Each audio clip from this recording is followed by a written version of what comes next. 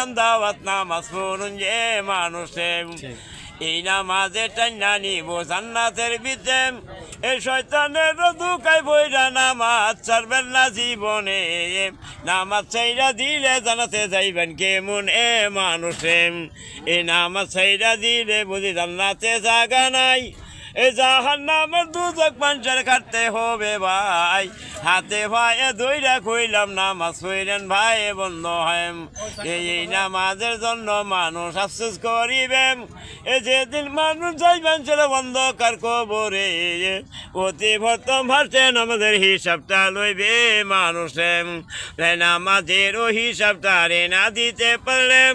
এই অন্ধকার কবরে একটা চাপা মারিবে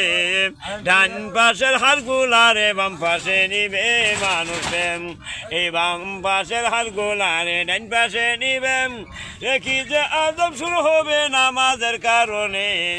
কত বড় সাবে আসবে বই না খবর এ মানুষে এই হাতে তো